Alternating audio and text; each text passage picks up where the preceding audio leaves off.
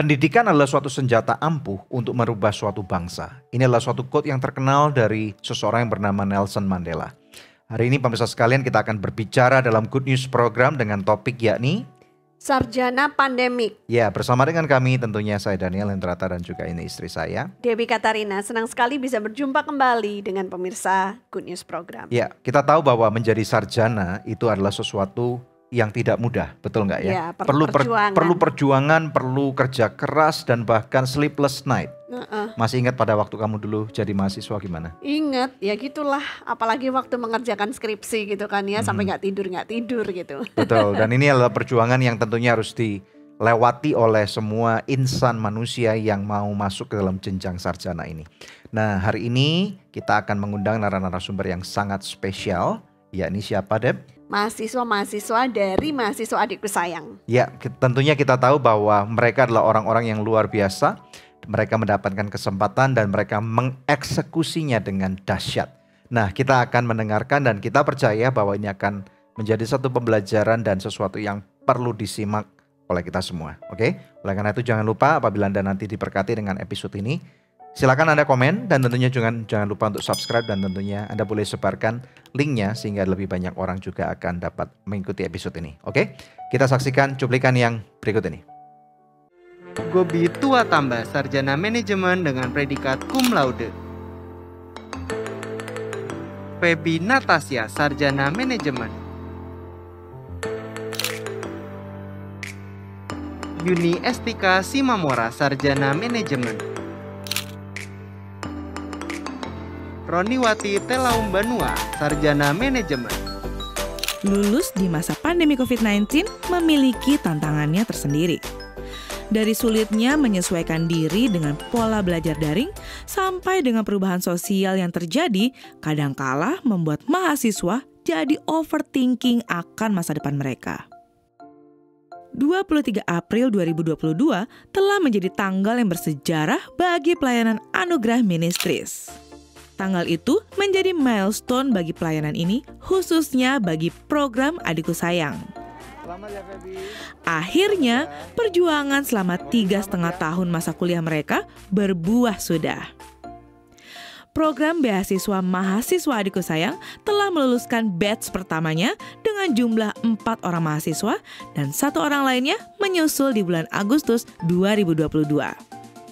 Ada banyak kisah yang haru di balik lulusan pertama dari program mahasiswa Adikku Sayang atau program MAS ini.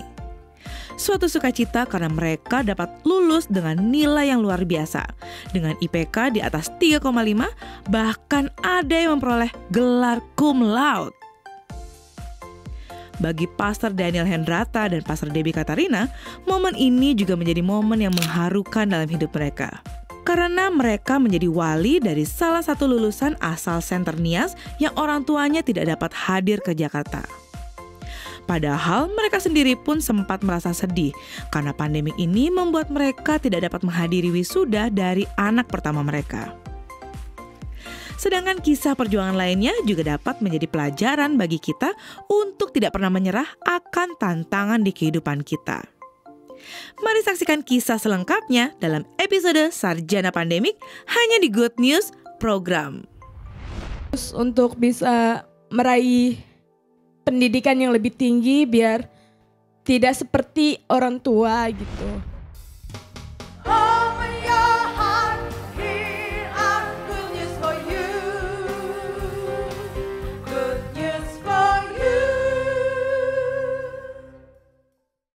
Sarjana Pandemik hanya di Good News program. Langsung aja kita menyapa narasumber kita hari ini, Daniel. Ya, alright. Mahasiswa Adikku Sayang. Alright, puji Tuhan. Ada siapa aja nih? Nah, di sini ada, dari sini yang depan dulu nih. Feby Natasya. Oke, Halo, kemudian. aku Yuni. Aku Roni. Oke, kemudian. Saya Gobi. Oke. Aku Leoni Hutagalung. Oke, puji Tuhan. Senang sekali melihat kalian untuk ada di Good News program. Biasanya kalian juga membantu di balik kamera, di balik layar. Sekarang kalian ada bersama dengan kami di sini. Alright. Yeah. Nah, para pemirsa sekalian, kita tahu sekali lagi ya, mereka adalah bagian daripada anak-anak mahasiswa Adikku Sayang. Satu program beasiswa yang dilakukan oleh yayasan kami, Yayasan Anugerah, Anugerah Presindo, dan tentunya memberikan kesempatan buat anak-anak ini untuk bisa masuk dalam jenjang kuliah. Ya. Nah oleh karena itu kita langsung aja kilas balik dengan mereka, dan kemudian kita juga tentunya pasti ada sesuatu yang kita bisa pelajari bersama dengan mereka ya. Iya. Jadi Alright. ceritanya kemarin itu mereka sudah, beberapa dari mereka nih ya, sudah lulus sidang skripsi. Alright. Weh, tinggal nunggu wisuda ya kan. Dan mereka ini adalah batch pertama dari program beasiswa mahasiswa adikku sayang. Nah, bagaimana perasaan kalian pas tahu bahwa wih aku udah lulus sidang skripsi, itu rasanya gimana? Yang pertama terharu banget Bu, kayak wow, perasaan kemarin baru masuk kuliah gitu, sekarang gak nyangka udah bisa ngelewatin semua itu, terus bangga juga sama diri sendiri, wih ternyata aku bisa gitu. Ya, puji Tuhan. Nah saya masih ingat pertama kali waktu 2018 ya, kita kilas balik nih ya. Anak-anak ini seumuran dengan anak-anak kami gitu ya, dan waktu itu memang anak-anak kami, anak mereka ini bisa kuliah, dan kemudian anak saya juga bisa kuliah. Nah waktu mereka sampai di Jakarta, kita tanya dulu deh, kira-kira Roni yang dari jauh nih. Roni ini dari Nias, oke. Yahowu. Oke, Roni bisa cerita nggak waktu kamu tahu bahwa kamu dapat beasiswa ini, kemudian persiapan kamu berangkat, gimana? Silakan ceritakan. Ya, kalau aku pas pertama kali tahu sih senang ya, karena kan kayak oh akhirnya bisa kuliah gitu. Tapi di sisi lain juga kayak sedih karena harus berpisah dari orang tua, apalagi itu itu pertama kalinya pisah dari orang tua gitu, merantau keluar pulau gitu kan. Terus awalnya itu nggak disetujui sama papa dan mama, Oh, jadi gitu. ya Oke.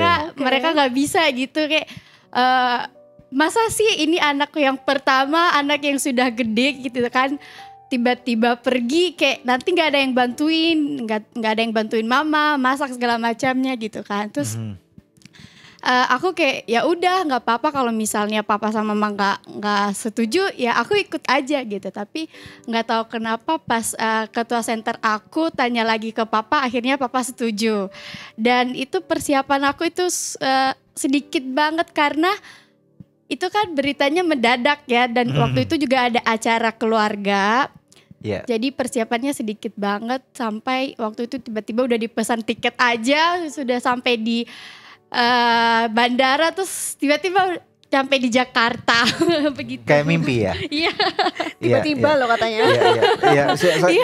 Karena memang waktu itu kita juga ya nggak ada persiapan, dalam arti gini, kalian semua itu adalah angkatan pertama, dan kita memang tidak mempunyai data tentang apa yang kita harus lakukan, dan semuanya masih tentunya meraba-raba, Trial and error ya, mencoba-coba. masih, ya, percobaan. Betul, dan memang saya masih ingat juga Roni itu adalah salah satu yang murid yang terakhir yang kita pilih, dan kemudian makanya persiapannya memang nggak lama ya. Ada khawatir nggak? Maksudnya ini bener nggak nih? Maksudnya nanti tahu-tahu diculik gitu? Orang tua kamu ngomong gitu nggak? Hah? Kalau aku sih enggak, tapi mungkin papa sama mama iya, karena aku bisa melihat, kayak aku bisa merasakan gitu kan, kayak papa khawatir, mama beberapa hari sebelum berangkat itu aku suka dengar papa sama mama itu ngobrol kayak, ini nanti gimana ya, nanti dia di sana gimana, kan nggak ada temannya gitu kan, apa nggak usah gitu kan. Terus kayak nggak tahu kenapa kayak papa sama mama tuh udah percaya aja, semua kan karena dia kan udah gede, jadi di sana juga kalau misalnya ada apa-apa ya nggak mungkin dibohongin juga gitu kan. Gitu. Iya. Dan waktu itu kamu pertama kali pergi naik pesawat terbang. Iya. Bisa cerita nggak perasaan kamu seperti itu? Perasaannya takut banget karena karena kan aku suka dengar berita-berita gitu kan. Terus waktu itu juga cuacanya emang lagi mendung. Terus pas udah naik pesawat kayak berangkat gak ya, apa turun aja, mungkin kayak aku kan diantar sama papa sama mama sama keluarga. Aku melihat mereka gak usah berangkat kali ya, turun aja gitu, kayak takut nanti ntar kalau pesawatnya jatuh gimana gitu. Waktu di bandara nangis nggak? Waktu di bandara nangis ya. Kenapa nangis? Nangis karena mau pergi. Mau pergi, oke. Dan Roni ini 3,5 tahun tidak pulang ke Wow. Yes, ya. Iya, iya. Awalnya mestinya 2 tahun mau pulang kan ya, Betul. waktu liburan. Tapi pandemi. Karena pandemi, jadi nggak bisa pulang. Nggak bisa pulang. Iya, benar. Ya. Oke, silakan kita move on kepada anak-anak yang lain. Ya. Bagaimana dengan Feby dulu deh? Feb, ceritakan kamu waktu tahu kalau dapat beasiswa MAS ini, gimana perasaan kamu waktu itu? Kalau dari aku pertama-pertama sangat senang banget Bu, karena dulu aku nggak nyangka gitu kalau mau bisa kuliah seperti ini kan, karena pikiran aku fokusnya ke kerja gitu. Jadi di situ aku antara percaya sama nggak percaya juga, karena di posisi itu keluarga juga keadaan keuangannya juga nggak ada gitu kan. Jadi mungkin karena dari beasiswa ini dikasih tahu sama Pak Gembala dari Nainggolan bilang yaudah kamu kuliah gitu kan. Terus di situ seiring dengan jalan waktu aku sangat sangat terharu. Aku sudah menjalani semester 1 itu juga karena kemurahan Tuhan juga, terus aku juga bisa kuliah terus sampai saat ini juga itu karena berkat kemurahan Tuhan juga. Jadi sangat senang. Nah, kalau seandainya kamu nggak dapet beasiswa mahasiswa adikku sayang ini, apa yang akan terjadi pada hidupmu, Feb? Ya mungkin kembali lagi, sebelumnya aku kan sering ngebantu orang tua jualan gorengan. Jadi ya aku cuman kerjanya ya ngebantu untuk keliling jualan gorengan. Jadi ya mau gimana lagi, kehidupan emang seperti itu gitu. Jadi mendapatkan kesempatan untuk kuliah ini benar-benar merubah kehidupan kamu? Sangat-sangat merubah. Apa yang kamu lihat untuk masa depan kamu, Feby? Karena untuk melihat masa depan, yang pertama itu melihat kedua orang tua yang saya lihat, untuk biar bisa ngelihat anak-anaknya sukses, terus untuk bisa meraih pendidikan yang lebih tinggi biar tidak seperti orang tua gitu. Jadi aku yang terutama itu kekeh sama kedua orang tua. Jadi yang membuat aku untuk bisa bangkit itu dari orang tua. Oke, good. Puji Tuhan. Nah, ini langsung aja satu-satunya cowok nih, ada Gobi nih. Nah, ada Gobi, ini yang belum diwawancarai, ada Gobi, ada Yuni dan ada Leoni. Nanti kalian bisa ngomong bergantian nih. Kesan kalian pada waktu pertama kali datang ke kantornya Yayasan Anugerah nih, gimana waktu itu? Ketemu sama saya, terus kemudian ngomong-ngomong, diwawancarain gitu, gimana? Masih ingat gak? Kesannya itu pertama kali kan biasanya kalau ketemu Bapak Ibu itu biasanya di YouTube ngelihatnya atau di TV. Kalau enggak misalkan sesekali ketemu waktu Bapak Ibu tuh lagi kunjungan ke center-center gitu. Jadi terus juga kayak jarang ngobrol, saya nggak terlalu banyak ngobrol karena kan banyak banget tuh masih murid-muridnya kan. Iya. Jadi untuk ngobrol pasti susah. Tiba-tiba pas kesini tuh kesannya kayak lah ini orang kayak ini Bapak Ibu bisa depan mata sekarang, bisa ngobrol lebih dekat gitu kan. Tuh kayak seneng banget gitu, terus ketemu teman-teman juga yang di sini gitu kan. Jadi nemuin pengalaman baru aja mungkin gitu ya. Apalagi yang saya kan tinggalnya di Bekasi, mungkin jarang ke Jakarta gitu, tiba-tiba ke Jakarta nemuin suasana yang berbeda tuh, ya nemuin pengalaman baru aja gitu sih paling Bapak. Apa yang dalam benak kamu, takut nggak atau khawatir nggak atau apa nih yang kamu rasakan pada waktu itu? Pertama kali itu kan kesini berarti itu pertama kali juga tinggal sendiri gitu ya, dari jauh dari orang tua maksudnya kan. Ya orang tua sih rasanya mereka sedih, saya juga sedih gitu kan. Wah sendiri nih gimana nih gitu kan, bisa gak ini gimana nih tiba-tiba. Tapi pas sampai sini ya udahlah mau jalanin aja lah gitu. Terus beruntungnya juga orang-orang di sini gitu maksudnya, dan bapak dan ibu juga baik buat ngebimbing, ngasih tahu apa yang seharusnya dilakuin gitu. Jadi senang aja gitu kesannya. Oke. Dan Gobi, kalau misalnya kamu waktu kemarin itu nggak dapat beasiswa ini, apa yang kamu lakukan, Gob? Sekarang ini? Ya, jadi waktu baru lulus tuh saya minta kebilang ke orang tua kan, saya mau kuliah gitu, bisa gak? Terus papa bilang, dia sih optimis bilangnya gini, ya nanti kamu kuliah ya, cuman tahun depan gitu, maksudnya nunda 1 tahun biar bisa ngumpulin uang dulu gitu. Tapi tiba-tiba ada info kalau misalkan anugerah ministris gitu ada beasiswa kan, saya coba daftar deh gitu. Dan puji Tuhan banget jadinya saya nggak perlu nunda 1 tahun itu buat kerja dulu, buat ngumpulin uang, akhirnya saya bisa lulus gitu sekarang. Jadi nggak perlu ada penundaan lagi. Itu seneng banget sih rasanya gitu. Ya, puji Tuhan. Leoni dari Lampung ya. Iya. Ya, jadi by the way para pemirsa sekalian, mahasiswa-mahasiswa ini adalah mereka tergabung udah cukup lama nih ya, karena mereka adalah murid-murid dari program beasiswa Adikku Sayang. Nah, yang mereka kemudian nyambung menjadi mahasiswa. Berarti rata-rata kalian ini adalah murid-murid yang cukup lama ya, dari SMP ya rata-rata. Dari Betul SMP, nggak ya? Kelas 2 SMP. Leoni kelas 2 SMP. Iya, dari kelas 2 SMP. Waktu itu umur berapa kamu, Leoni? Sekitar 13 14 tahun. Masih imut dong ya? Sekarang usia berapa, Leoni? Udah 23 tahun. Wow, oke. Berarti Praise udah God. 10 tahun. Iya. Iya. Dan oke, silakan, Deb. Jadi Leoni udah 10 tahun jadi murid Adikku Sayang sampai nyambung ke mahasiswa Adikku Sayang ya. Pengalaman kamu selama ini gimana sih kalau jadi murid beasiswa itu? Aku sangat bersyukur banget sih. Awalnya tuh kalau ya mungkin dari segi lingkungan, dari segi komunitas juga gitu. Karena kalau misalnya nggak dapat beasiswa ini mungkin aku di luar mungkin gak ketemu gitu, seperti kayak Pastor Daniel, Pastor Debbie gitu, ketemu kakak-kakak juga, dan aku sangat disupport juga gitu melalui beasiswa ini gitu. Kalau nggak salah kamu udah daftar kerja ya waktu itu ya, sebelum tahu bahwa akan dapat beasiswa Mas ini, kamu udah keburu daftar kerja dan udah diterima? Bener banget Bu, jadi itu di mana? Di kayak supermarket gitu.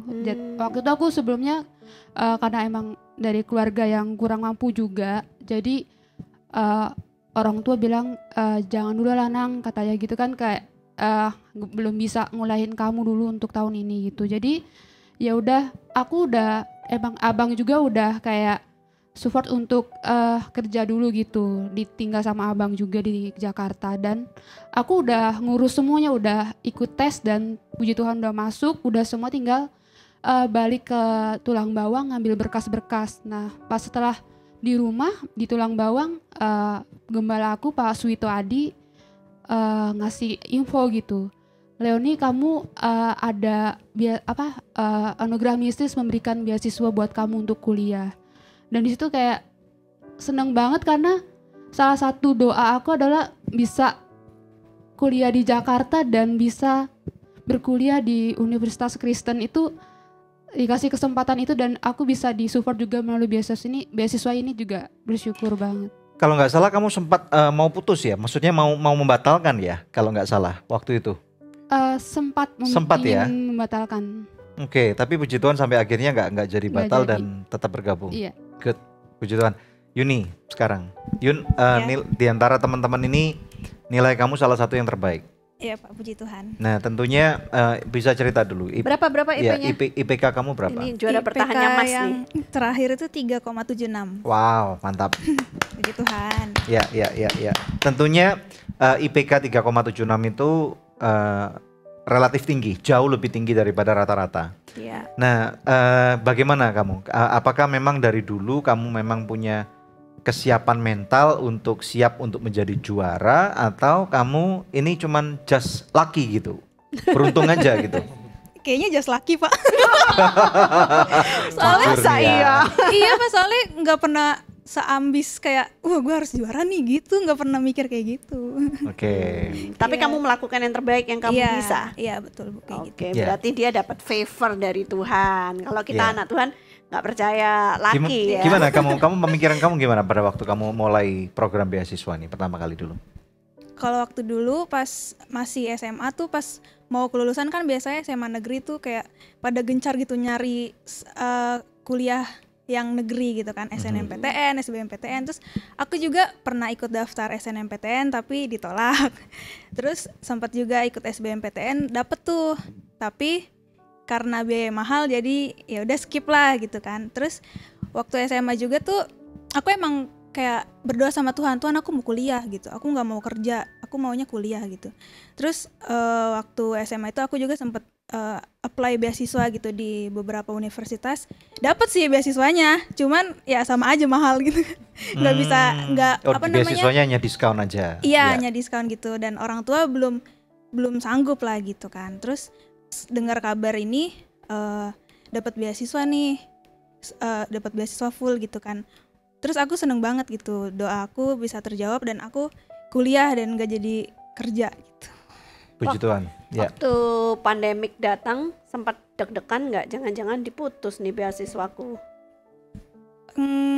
Kalau aku pribadi sih enggak, Bu, karena aku optimis Anugerah Ministries bisa. Mantap. Puji Tuhan. Yakin banget dia, padahal anak kita sendiri kena putus beasiswanya ya. Ya, memang apa ya, pendidikan itu terutama jenjang mahasiswa itu perlu perjuangan yang besar. Nah, tentunya untuk mencapai proses atau level mahasiswa itu berbagai macam cara. Bisa dari orang tua secara mandiri yang membiayai. Yang kedua tentunya juga melalui program beasiswa. Nah, kami adalah salah satu daripada sekian banyak gitu ya. Dan tentunya 2018 kami tidak mempunyai kemampuan yang banyak. Sampai sekarang pun mungkin memang nggak bisa banyak. Ya, ini batch pertama betul. 5 orang. Actually bukan 5 orang nih. Yang batch pertama itu adalah 6 orang ditambah 2 jadi total 8. Tetapi kemudian 1 gugur karena memang nilainya tidak memungkinkan. Nah, yang 2, yang 1 ada di luar pulau. Iya, jadi ada total ada 8 murid yang menerima beasiswa kami, tetapi 1 gugur. 1 lagi dari yang ini anak-anak dari mereka kuliah di Ukrida. Yang 1 di tempat lain dan yang satunya lagi ada di Luwuk nih ya, ada Nosa dan juga ada Delia yang luar biasa banget. Nah, nanti saya akan ceritakan tentang proses-proses awalnya dan nanti kita akan ngomong-ngomong sama mereka tentang bagaimana cara berpikir mereka tentang masa depan nih ya, dan kemudian apa yang mereka bisa kontribusikan nanti untuk memberikan dorongan buat para pemirsa sekalian ya. Oke, nah bagaimana dengan Anda? Mungkin para pemirsa sekalian, kamu berharap anak kamu bisa kuliah, tetapi kemudian ada masalah di depan. Nah, apa yang menjadi kiat-kiat kamu nih? Karena apa yang tadi yang saya katakan, Nelson Mandela berkata bahwa education atau pendidikan adalah senjata ampuh untuk merubah suatu generasi, suatu bangsa, satu keluarga.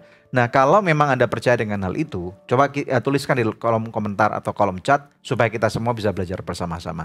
Jangan kemana-mana, nanti kita akan kembali bersama dengan Good News Program. Substitusinya itu uang itu bisa saya belikan mobil yang bagus banget gitu. Gitu. Jadi gimana nih, kamu mau kuliah atau saya beli mobil nih? Gitu.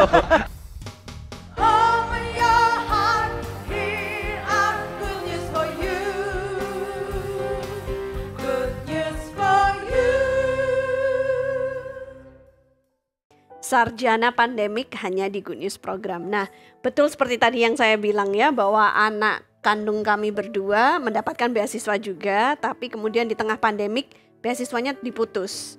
Pada saat yang bersamaan kami harus memperjuangkan supaya mahasiswa adikku sayang ini tetap bisa kuliah dan bisa lulus on time gitu ya, malah before time. Tapi ya ketika kita setia, Tuhan tidak pernah ninggalin kita ya. Tuhan tetap menyediakan untuk putri kami juga. Nah, puji Tuhannya hari ini kita bisa bahagia sekali karena 4 dari kalian sudah lulus sidang skripsi. Sudah selesai sidang skripsi. Leoni menyusul ya berapa bulan lagi. Nah, ini kan suatu pencapaian yang luar biasa Daniel ya. Betul. Tapi kalau kita kilas balik, awal mula ketika mereka datang ke Jakarta, lalu mereka harus mengambil tes masuk tuh ya. Ke Ukrida itu gimana Daniel? Kamu masih ingat gak ceritanya? Waktu hasil tesnya keluar itu. Nah, jadi sebelum mereka datang, sebenarnya anak-anak adikku sayang itu sudah ada 1-2 tahun kalau saya nggak salah yang sudah lulus SMA pada waktu itu. Namun karena keterbatasan kemampuan, makanya kami menunda. Nah, sampai akhirnya di tahun 2018 ada satu dorongan yang kuat sekali bahwa kita harus nyekolahkan mereka ya. Nah kemudian dengan dorongan yang kuat ini dengan semangat 45 gitu. Harus dikuliahkan gitu Padahal ya. nggak tahu bayarnya gimana. Nggak tahu. Kan harus dengan iman gitu kan. Kan harus melihat, istilahnya bukan melihat dulu tetapi harus melakukan dulu karena percaya dengan apa yang merupakan janji Tuhan gitu ya. Nah pada waktu saya ketemu dengan salah satu guru di Ukrida, dia bertanya, Pak yakin ya dilakukan Pak? Ini kan kenal juga enggak, terus kemudian keluarga juga bukan, family juga bukan. Nah di Ukrida itu atau di sekolah ini menyarankan kita untuk melakukan psikotes untuk tahu kira-kira mereka ini sebenarnya bagaimana persiapan mentalnya atau bakatnya di mana, betul, siap ya, enggak apakah untuk cocok kuliah, ataukah sesuai enggak. Dan kemudian saya katakan oke deh, dan kita harus bayar itu dengan biaya tentunya juga tidak murah gitu ya. Nah mendapatkan hasil psikotes itu membuat saya lagi jantungan banget gitu ya, karena dari 6 murid ini yang disikoteskan, satu pun hasil psikotesnya itu adalah tidak direkomendasikan untuk diberikan beasiswa. Untuk sarjana S1, tapi mungkin diploma atau D1, betul. D2, D3 gitulah ya. Dan itu yang sangat istilahnya sangat meruntuhkan iman gitu. Tapi mereka udah pada datang nih. Mereka udah pada datang, terutama Leoni dan Roni. Roni dari jauh nih, dari Nias nih. Aduh, kalau nggak jadi gimana nih ya? Kepikir nih.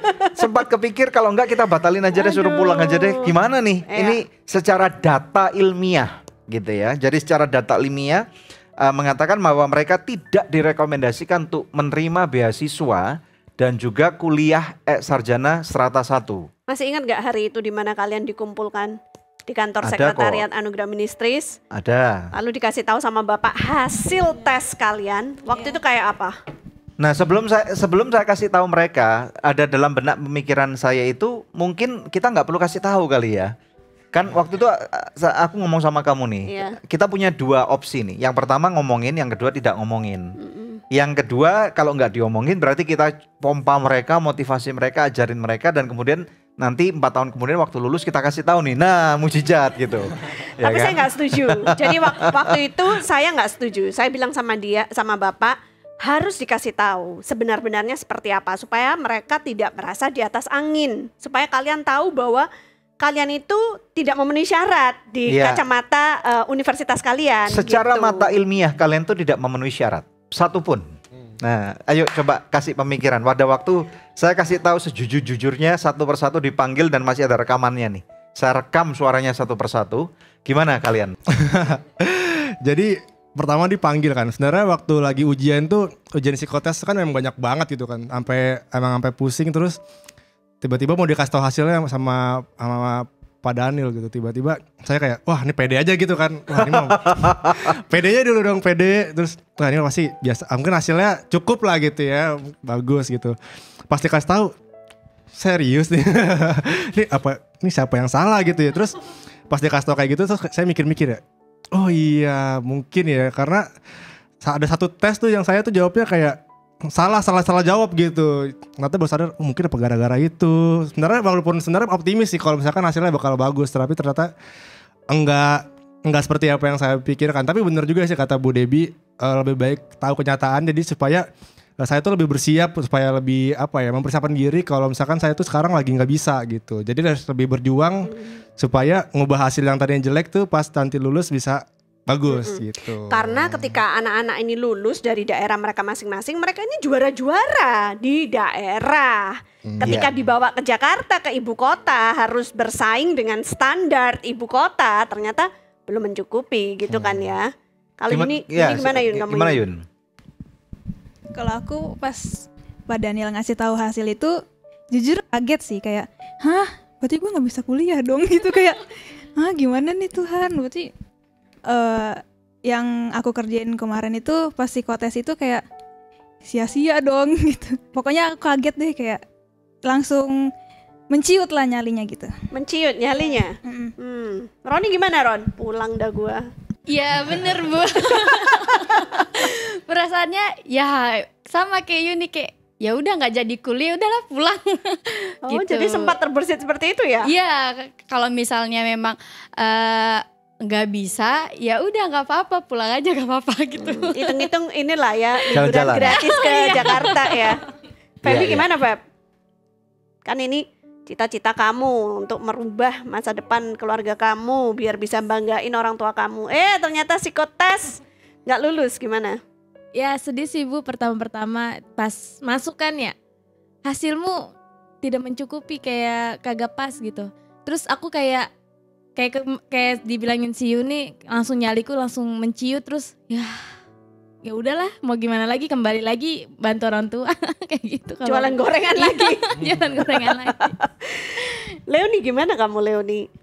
Awalnya kayak kaget sih, gila, ya ampun, kayak potensinya ternyata masih segini gitu, kayak langsung insecure gitu, gimana nanti kayak ngadepin kayak banyak orang, anak-anak yang apa ya di kota gitu kan, kayak tadi yang ibu bilang gitu kan, kayak jadi ya di situ ya bener sih tadi kayak kayak aku nyalinya menci, tapi ya kalau misalnya tadi yang nggak dikasih tahu lebih awal mungkin ya seperti itu aja terus gitu, nggak ada perkembangan. Ya. Lalu apa yang kamu lakukan hari itu Daniel? Saya Bagaimana kumpulkan kita mereka merubah semua. mindset Waktu mereka? itu saya ngomongnya agak keras nih gitu maksudnya. Karena ini dipertaruhkan nih gitu ya. Karena kan tentunya untuk mengkuliahkan mereka berenam ditambah dengan 2 lagi itu perlu biaya yang sangat besar. Sedangkan kemampuan kami pun tentunya kita bersyukur juga kepada Tuhan atas para partner-partner yang juga sudah memberikan kepercayaan. Dan karena mereka ini adalah batch yang pertama, kami belum mempunyai partner satupun. Gitu Belum ya. ada track recordnya Belum ada juga. satu partner sekalipun, dan istilahnya benar-benar 6 orang anak ini mereka adalah kita lakukan berjalan dengan iman. Ya. Dan waktu itu apalagi saya panggilkan mereka, saya buat perhitungan nih. Kos kamu sekian, uang kuliahnya sekian, makan kamu sekian. Totalnya dalam waktu 4 tahun sekian nih. Dan waktu itu saya nggak punya mobil nih. Saya ngomong gitu, saya ngomong sama mereka, kamu tahu nggak? Saya ini kemana-mana naik Grab nih. Saya nggak pakai mobil nih. Dan kamu tahu nggak kalau saya nggak kuliahkan kamu, substitusinya itu uang itu bisa saya belikan mobil yang bagus banget gitu. Gitu. Jadi gimana nih, kamu mau kuliah atau saya beli mobil nih? Gitu. Kalian ingat gak saya ngomong gitu? Iya, ingat, Pak, Mau ingat, Pak. kuliah atau saya beli mobil yang bagus banget gitu. Pilihannya ekstrim banget ya. Enak Iya di dong. mereka atau enak di kita? Iya gitu. Gak ada tengah-tengahnya. Yang abu-abu gak ada. Iya, dan saya bilang sama mereka, kamu pilih hari ini kamu benar-benar mau kuliah atau kamu mau Nyerah. pulang gitu. Kalau kamu mau pulang nggak apa-apa, saya akan beli mobil gitu. Iya. Dan saya bisa cicil selesai 4 tahun, cicilan lunas gitu. Dan kalian saya cicil 4 tahun selesai kuliah, mau yang mana gitu. Iya. Dan saya buat mereka satu persatu untuk Berpikir. benar-benar berpikir. Dan kemudian saya katakan bahwa pertarungannya tidak akan mudah karena ada satu standar yang cukup tinggi yang saya atau kami berikan, yaitu ya nilai IPK-nya adalah 3,0 ya. Dan kemudian kalau misalnya nggak sampai 3,0, maka mereka diberikan kesempatan hanya 2 kali semester saja untuk meneruskan. Kalau enggak, berarti mereka harus gugur. Harus Makanya ada digugurkan. satu mahasiswi yang waktu itu sempat gugur karena tidak memungkinkan untuk diteruskan. Ya. Nah, lalu apa yang membuat kalian bisa berubah pikiran? Tadi kan ya udahlah gue balik aja ke Nias, ya udah aku balik jual gorengan, ya udah pulang gitu kan kalau memang nggak mencukupi. Terus kenapa di momen itu kemudian bisa timbul keberanian aku mau tetap kuliah? Kenapa bisa yakin? Yang bikin aku yakin gitu kan aku mau lanjut karena aku yakin sama diri aku sendiri, kayak waktu SMA aja aku bisa kok jadi juara gitu. Bukannya sombong nih ya. Waktu SMA aja aku bisa kok jadi istilahnya lulus dengan nilai yang baik gitu kan. Masa pas kuliah kayak gitu, baru dibilang kayak gitu aja udah langsung nyerah gitu kan. Belum dicoba padahal gitu. Kalau aku sih mikirnya gitu. Tidak semua dari mereka dapat IPK-nya semester pertama itu, masih ingat gak? Istilahnya Semester pertama. pada waktu tengah semester pertama ya. Habis UTS. Iya, ujian tengah semester ya. semester. Dan ternyata Terus kita kaji ulang kan. Iya, ada berapa? Nggak hampir tanya aja sama mereka semuanya. berapa nilai kamu UTS pertama? Ada yang ingat gak? Ingat gak? Nilai kamu berapa? Aku inget sih nilainya Doremi. Kalau Yuni berapa nilainya Yun? Lupa. Tapi udah ngelewat ini ambang batas Kamu 3,0 nggak? Udah lewat 3 Iya, ya? seingat aku udah lewat. Kamu udah lewat. Udah lewat. Roni udah Roni? lewat. Aku enggak, Pak. Kamu nggak lewat kan? Iya. Oke, Kamu kamu. 2, berapa gitu ya? Iya, semester 1. Oke, terus Gobi gimana? Saya lewat Pak. Lewat. Lewat Oke, Leoni Aku lewat. Gitu. lewat. Oke, jadi 3 orang yang nggak lewat nih. Ujian tengah semester dan kita semua menjadi khawatir nih. Tetapi ada satu yang luar biasa. Kita mulai gerakkan semua jemaat gereja nih ya. Karena kita ada gereja dan kemudian kita informasikan ke orang-orang karena kebanyakan mereka kuliah di bidang manajemen dan juga ada yang accounting. Maka kita minta seluruh gereja, ayo semuanya sama-sama ngajarin mereka gitu. Kita belajar kelompok sama-sama.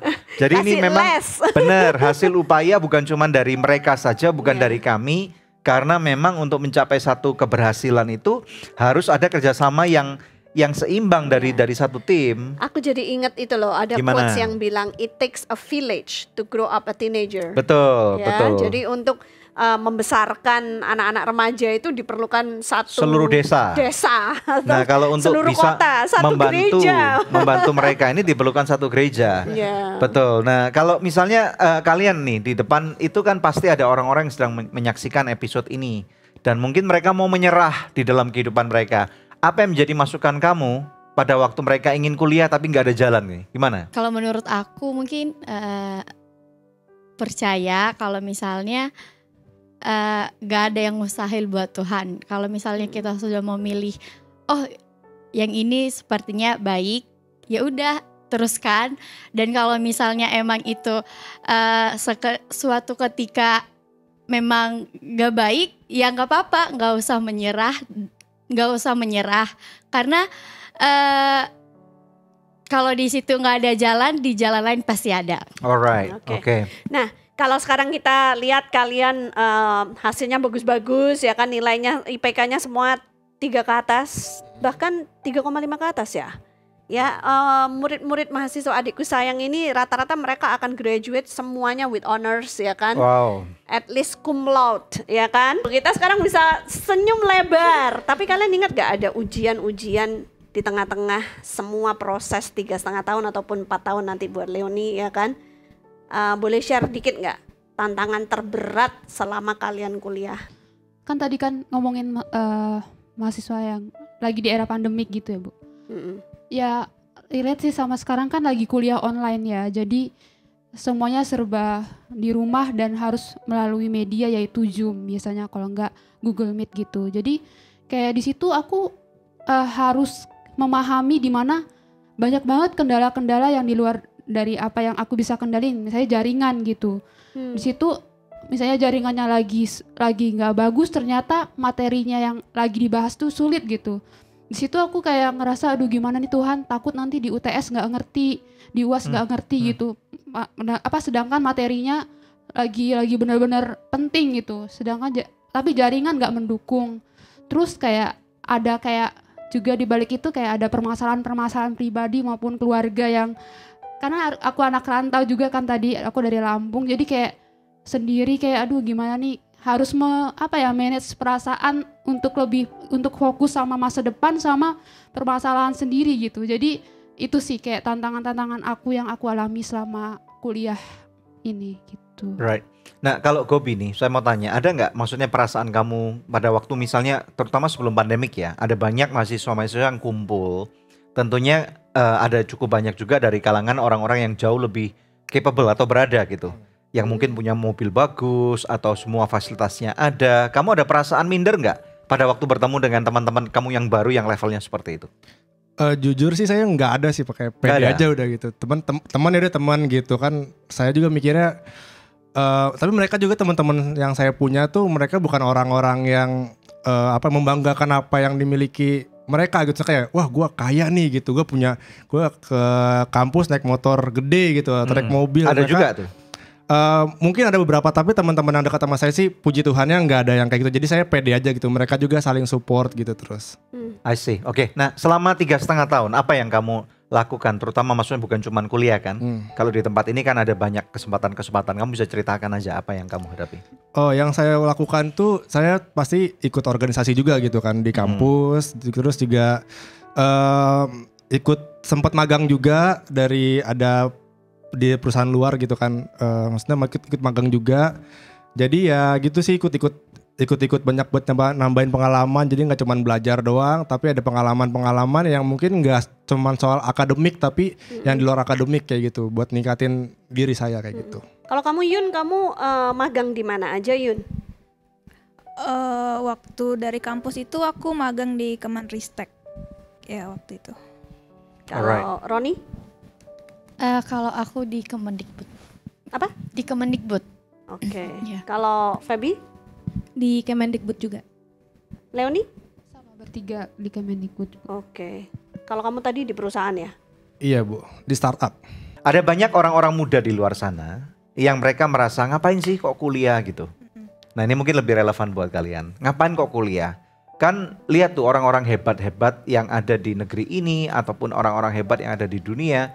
Dan mereka jadi orang-orang yang super kaya dan mereka tanpa kuliah. Nah lalu kenapa kita kuliah? Nah saya ingin tahu pendapat kalian masing-masing. Pendapat saya mungkin banyak ya orang-orang yang punya alasan tuh kayak misalkan pendiri Facebook deh, dia aja dulu tuh putus sekolah tapi bisa jadi punya Facebook gitu kan. Cuman kalau dilihat-lihat persentasenya tuh berapa banyak orang yang putus sekolah tapi dia akhirnya punya pendiri perusahaan besar gitu kan. Kayaknya tuh nggak banyak gitu. Apalagi kalau mungkin kuliah saya ngerasa dipersiapkan banget dari secara pola pikir gitu. Jadi nggak asal-asalan gitu. Misalnya apa? Misalnya? Di kuliah itu kan kita belajar kadang dari dosen tuh nggak cuma soal akademik. Jadi dosen tuh beberapa mereka punya pengalaman. Jadi mereka menceritakan pengalaman mereka. Jadi saya tuh bisa mengetahui rambu-rambu mana yang mungkin kalau misalkan saya lakuin itu adalah suatu jebakan gitu. Misalkan saya jadi terjatuh ke dalam lubangan itu mungkin. Kalian semua setuju bahwa cara berpikir kalian 3,5 tahun yang lalu sama hari ini itu sangat berbeda? Ya setuju. Setuju. Ada yang bisa bagikan pengalamannya nggak? Misalnya dalam hal apa? Kalau dulu 3,5 tahun yang lalu aku ngadepin masalah ini, aku nyerah. Tapi hari ini aku bisa cari jalan A, B, C. Ada nggak yang seperti itu? Kalau aku dulu pas sekolah mungkin ya, dan sebelum di sini tuh aku biasanya kalau dapat masalah tuh kayak ya udah masalah gitu, dan gak suka memikirkan kayak nanti juga ada jalan keluarnya gitu. Tapi kalau untuk sekarang aku lebih kayak memikirkan ini bagaimana gitu. Aku nggak bisa tiba-tiba ya udah nanti ada jalan keluarnya udah tinggal duduk aja gitu. Tapi sekarang harus aku cari permasalahannya dari mana, solusinya bagaimana, dan biar nggak terjadi hal yang sama itu aku harus lakukan apa. Oh gitu. Ada analisanya tentang keadaan yang sekarang sedang terjadi. Kalau 3,5 tahun yang lalu nggak nganalisa, serah Tuhan lah, ntar pasti Tuhan sediakan jalan keluar gitu ya. Ngalir aja. Leoni mau nambahin? Gimana Leoni? Iya, kalau dulu tuh kalau aku di rumah di Lampung tuh kayak ya udahlah gitu, pasrah aja gitu, hidup kayak gitu. Tapi untuk sekarang ini lebih mencoba untuk banyak kayak berpikir jauh gimana gitu nanti kalau misalnya melakukan tindakan ini gimana, terus kayak lebih belajar lagi gimana caranya kayak kita nih bisa jadi problem solving gitu, menjadi pemecah masalah juga, bukan buat diri sendiri tapi buat orang lain juga gitu. That's good. Seperti itu sih Bu.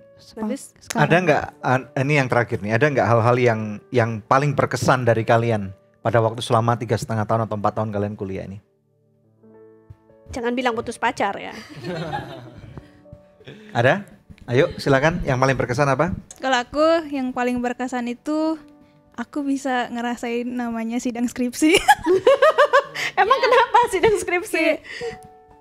Kalau misalnya orang-orang bilang kan, lu belum ngerasain sidang skripsi, lu belum melihat belum bisa merasakan kuliah sesungguhnya gitu. Kalau misalnya udah sidang skripsi kan gimana kita ditanya-tanya, terus gimana kita mempresentasikan apa yang udah kita teliti gitu kan. Jadi dan riset yang harus dilakukan sebelumnya. Iya, sebelumnya. udah di riset itu kan melewati proses yang panjang gitu. Dan situ aku terkesan gitu sama diri aku sendiri sih sebenarnya. Gitu kayak wah aku bisa gitu. Bahwa kamu bisa. Walaupun ada sesuatu tantangan yang sukar tapi kamu bisa. Iya, gitu. Apa judul skripsinya? Pengaruh current ratio return on asset, earning per share, dan debt to equity ratio terhadap harga saham perusahaan sektor kesehatan yang terdaftar di Bursa Efek Indonesia tahun 2016 sampai 2020. Wah, Mantap. makanya dia mau mencari cuan ya. Kopi tadi mau nimpalin? Kalau Yuni tadi pas sudah sidang, kalau saya tuh pas lagi kuliahnya di semester 6 ya. Kenapa tuh? Karena itu ada dosennya sebenarnya yang berat, karena dosennya ngasih tugas tuh yang kadang-kadang menurut saya itu, wah nih dosen nggak masuk akal nih tugasnya gitu. Mata kuliahnya apa, tugasnya apa gitu. Kayak yang lain pada tahu ya. Misalnya apa? Iya, dia misalkan ngajarnya, aduh ntar dia takutnya nonton pak. Kan udah lulus. Belum pak. Nanti Oh, ntar nggak jadi, ya, Pak. tahu-tahu nggak jadi nanti nggak jadi. Itu dia makanya. Contoh aja Pak, jangan diambil ya, personal. misalkan ya. dia mata kuliahnya marketing gitu kan. Tapi e-commerce ya. Oke, ketahuan deh nih. Tapi ngasih tugasnya tuh kita disuruh, waduh ini aman gak sih? Disuruh bikin jurnal gitu kan. Tapi harus dipublish. Publishnya tuh publish nasional. Kalau enggak ntar kalian nilainya 0 gitu, nggak lulus. Wah serem banget gitu kan. Saya juga. Tapi jurnalnya jurnal e-commerce. Bebas Bu, apa aja yang penting ke-upload di jurnal nasional gitu, masalahnya itu. Gitu. Menurut Iya, saya itu iya, bagus iya, loh. Menurut saya itu bagus. Iya Karena bagus Pak emang. Imagine gini, bayangkan coba kalau misalnya kamu punya satu klien atau Iya. perusahaan. Misalnya kamu jual air mineral ini dan klien kamu adalah klien yang luar biasa berpengaruh. Karena setiap minggu misalnya belinya 1 juta liter sama kamu. Kemudian dia bilang, saya perlu punya kebutuhan yang lain nih. Dan kebutuhan ini gak ada hubungannya dengan air. Misalnya anak saya sakit nih, kamu bisa bantu gak nyarikan obat sampai anak saya bisa ada harapan hidup. Sama kan? Gitu. Nah inilah yang terjadi, apa yang dilakukan oleh perkuliahan ini atau jenjang pembelajaran sarjana ini, bahwa ini yang disebut yaitu untuk handle problem solving tadi itu. Yang mana pada waktu misalnya kalian gak kuliah pun kalian mungkin menghadapi problema yang mungkin mirip ya, serupa ya. Tetapi pada waktu kamu kuliah minimal ada yang ngebimbing. Betul. Minimal ada environment yang akan kondusif untuk sama-sama kita sakit hati nih, kurang ajar nih. Itu bagian dari hidup, bagaimana menghandle Ya. sakit hati, orang yang gak masuk akal, dikhianatin ya kan. Ideku tapi diambil oleh sahabatku ya kan. Wah, seharusnya aku dapat nilai, dia yang dapat nilai ya kan. Itu semua adalah bagian dari hidup. Nah dan ini kalian yang tidak bisa mempelajarinya di diberikan universitas. oleh kehidupan biasa. Maksudnya mungkin ada, tetapi istilahnya seseorang itu harus tertatih-tatih berjalan sendiri untuk menemukan jawabannya. Jangan kalau kalian kuliah mungkin memang sengaja di set up seperti itu. Alright. Jadi lebih dari cuman belajar secara akademis, Yes. kalian dipersiapkan untuk masuk ke dunia yang nyata, yang Betul. memang tidak semuanya indah, tidak semua orang menyenangkan, Iya, tidak karena semua mungkin orang. aja dalam kehidupan yang nyata kamu mungkin orang ini order 1 juta liter per minggu dan tidak dibayar, orangnya lari. So that's a worse problem. Iya kan? Nah itu. Siap nggak ngadepin dunia nyata? Waduh, ya siap. Siap. Siap. Psikotes dulu nanti ya. Oke. Silakan. Oke, kita akan take a break, tapi sebelum break ada doa yang sudah terjawab, yang saya bacakan buat saudara sekalian. Shalom Om dan Tante, puji Tuhan saya lulus seleksi perguruan tinggi di UGM melalui jalur beasiswa. Awalnya sempat khawatir karena persaingan sangat sulit, tapi puji Tuhan saya lulus masuk FH UGM. Semua karena pertolongan Tuhan. Wah, puji Tuhan ya. Dia Ya. baru mulai, kalian udah lulus ya. Nah, pemirsa, bagaimana dengan Anda? Apabila masih ada pergumulan, Anda perlu bantuan doa atau konseling, bisa hubungin call center kami karena kami selalu siap untuk membantu Anda. Tetap stay tune bersama kami hanya di Good News Program. Kalaupun Anda tidak mungkin mampu untuk kuliah, tidak ada kesempatan, sekali lagi jangan menyerah. Tetapi pada waktu Anda punya kesempatan, ayo go for it, kuliah.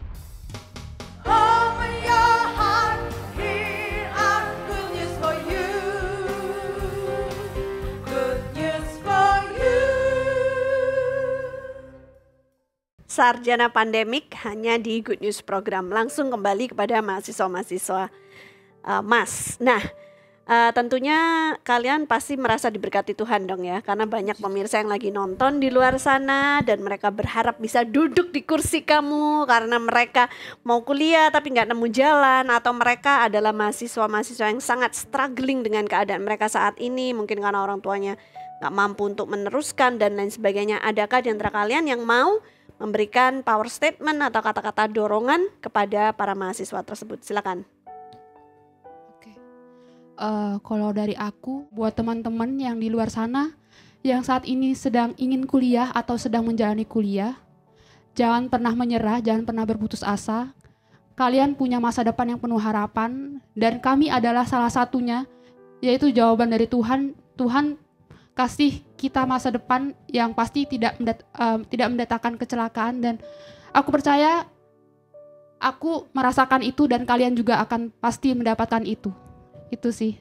Terima kasih. Oke, Gobi gimana Gob? Silakan Gob. Kalau dari saya buat para mahasiswa yang lagi ngalamin struggle sekarang masa kuliah, nggak apa-apa, jalanin aja pelan-pelan dan walaupun susah nggak apa-apa, tapi nanti waktu kalian udah lulus semuanya tuh saya jamin bakalan terbayar sama rasa bahagianya. Itu aja. Mantap. Oke, puji Tuhan.